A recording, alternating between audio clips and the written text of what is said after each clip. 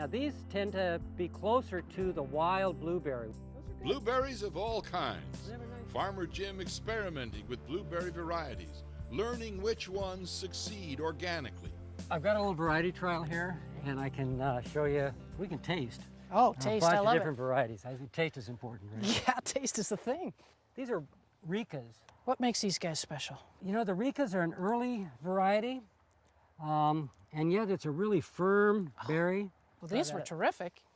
Does it get better? It gets different. Good answer. Now, see, this Blu-ray bush is it's a lot taller, and maybe the berry size a little bit bigger. Uh-huh. So try those, see what you think of the flavors. Blu-ray. They are different. They are different. I'm still going with the Ricas so far. Yeah, me too. Maybe for sauce. Yeah, Yeah. it would make a good They're good. sauce. Let's. The next one here is called Blue Gold. Try these. They kind of have a little bit of a spicy big flavor. guy. Yeah. Oh, that is amazing. Citrus. Gosh, those. That's the most interesting blueberry I've ever tasted. Isn't that something? That is really something. Yeah, it's really got a different kind of a snap to it, almost tropical, like you Yeah, said, citrus. yeah, definitely, definitely tropical. Great. How many varieties are there? Well, Here on the farm, I have 5 varieties that I'm picking regularly. And then here in the varietal trial, there's 5 others. So I have a total of 10 varieties on the farm, but only 5 in a commercial size planting. Right. Now this next one is going to be a striking difference. These are called Rubel. As you see, it's a much smaller berry. Oh, yeah. This contains more antioxidants than any of the other varieties. Oh, so it's good for me. It's very good for you. Love that. Ask a farmer which crops are the most difficult to grow organically. Likely the answer will be berries. Indeed, when Jim began farming, he was told simply, you cannot beat the mummy berry. You can't grow blueberries organically. It's impossible. We're looking at, you know, how they do in an organic farming situation.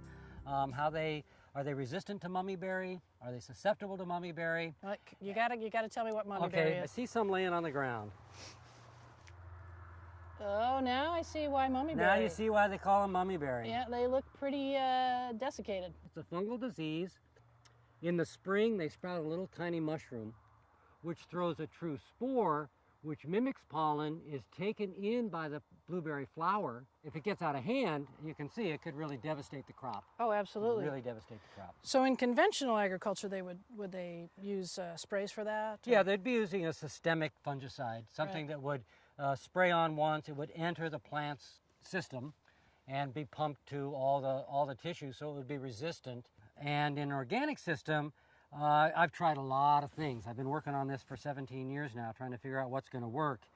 And the best thing I've found is disruption. I come through here with a drag harrow, think of about 5 giant rakes all hooked together, and drag it up and down the rows, and I'm able to keep my incidence of mummyberry down to below 25%.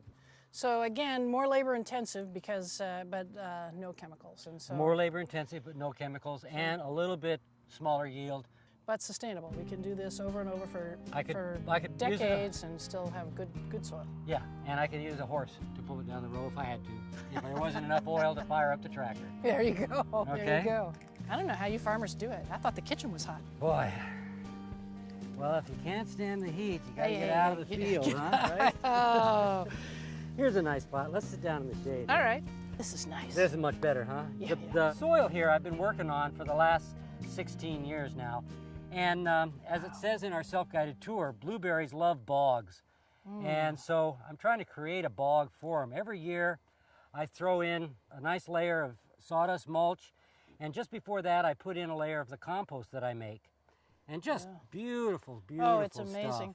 And it's 100 degrees out, but this is actually cool. It's probably like 65 degrees in that underneath there. Yeah. That's amazing. People ask me what you do with all that sawdust, and I tell them, well, I'm feeding it to the blueberries, and they don't believe me. But It's beautiful. It's beautiful. That is what I call some mulch. yeah, mulchy, yummy stuff Yeah. that the blueberries are just loving. Oh man, who wouldn't? We use water from the hillside up there. You can see that whole bowl of mountainside feeds into one stream. We collect the water in the cistern and flow it in a pipe down here and use that to irrigate the blueberries. That's a closed system, isn't it? Yeah. That's amazing. Yeah. And then, of course, it joins the river water. I mean, we're sitting on top of the Skagit River right now. Right. So it's And all going to the same place it would It's all anyway. going the same place it You would just, anyway. just borrow Just a where- little. Yeah. And with that slow release organic system, there's no threat of polluting the river water or polluting the groundwater. It's the same system that supports those 200-foot tall fir trees on the side of the hill. Yeah. We tend to think of ourselves only. There's a lot we are. supporting us, so we have to take good care of. Yeah.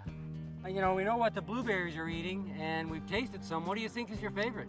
Absolutely that blue gold, the one that had the citrus overtones and the kind of tropical thing, that was the most complex flavor. I mean, they were all terrific, but that Get you one some was of my those to favorite. take home. Absolutely. All right. All right, thanks. Hey, let's go over and see the compost pile. Oh, that's great. That would definitely be on my list. Okay.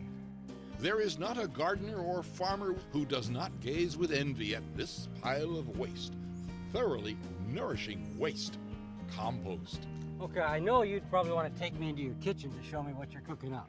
Yeah. But let me show you what I'm cooking up here. Geez, this is one amazing compost pile.